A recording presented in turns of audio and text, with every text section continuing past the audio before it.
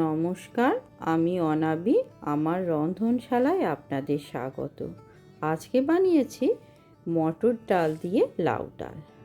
এটা খেতে দুর্দান্ত হয়। আমি যেভাবে বানিয়েছি এইভাবে একবার বানিয়ে দেখবে, খেতে অসাধারণ লাগে।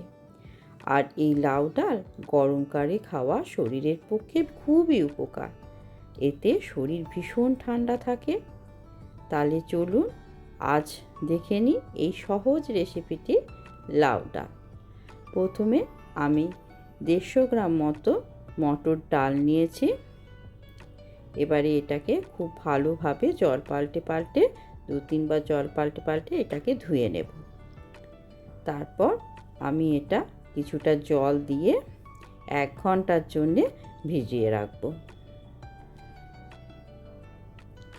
1 ঘন্টা পর আমি একটা কুকার নিয়ে নিয়েছি। এর মধ্যে যে ডালটা ভিজিয়ে রেখেছিলাম সেটা দিয়ে দিলাম। ওইটার জলটা সমেতই ডালটা দিয়ে দিলাম। এবারে আমি কিছুটা লাউ ডুমো ডুমো করে কেটে রেখেছি, ঠিক দেখুন এইরকমভাবে কেটে রেখেছি। এগুলো আমি কুকারের মধ্যে দিয়ে দিচ্ছি। এবারে আমি এর মধ্যে কিছুটা লবণ দিয়ে দিচ্ছি আর কিছুটা জল দিয়ে দিচ্ছি। এবারে ঢাকনাটা লাগিয়ে এটা আমি একটা সিটি দেব। একটার বেশি সিটি দেওয়ার প্রয়োজন পড়বে না। এবারে আমি কড়াই চাপালাম গ্যাসে, তাতে অল্প একটুখানি সর্ষের তেল দিয়ে দিলাম। তেলটা একটু গরম হয়ে গেলে আমি এর মধ্যে 1/2 চামচ কালো জিরে দিয়ে দিলাম, একটা তেজপাতা আর একটা শুকনো লঙ্কা দিয়ে দিলাম। এবারে এর মধ্যে আমি 1/2 চামচ আদা বাটা দিলাম আর অল্প সামান্য একটুখানি লবণ দিয়ে দিলাম আর 1/2 চামচ হলুদ দিয়ে দিলাম। এবারে এটা একটু নাড়াচাড়া করে আদাটাকে আমি ভেজে নেব। হালকা করে ভাজবো, আদার যে একটা কাঁচা গন্ধ আছে ওটা চলে গেলেই হবে।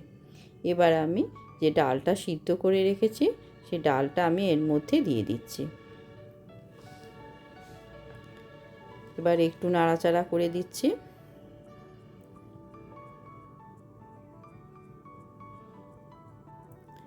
এই ডালটা খুব একটা পাতলা করব না, আমি একটু ঘনই করব, তাই অল্প একটুখানি জল দিলাম। এবার এর মধ্যে 2টো কাঁচা লঙ্কা চিড়ে দিয়ে দিলাম আর অল্প একটুখানি চিনি দিয়ে দিলাম। দেখুন ডালটা এবারে ফুটে উঠেছে। এবার আমি এর মধ্যে 1/2 চামচ ঘি দিয়ে দিলাম।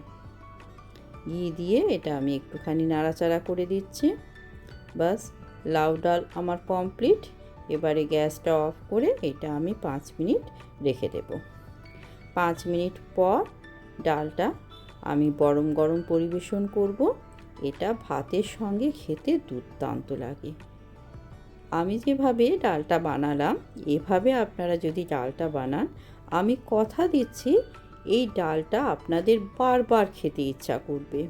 রোজই বলবে যে এই ডালটা বানিয়েই খায়। ভীষণ সুন্দর হয় খেতে। একবার বানিয়ে দেখবেন। কেমন লাগলো আজকের এই সহজ রেসিপি জানাবেন। ধন্যবাদ।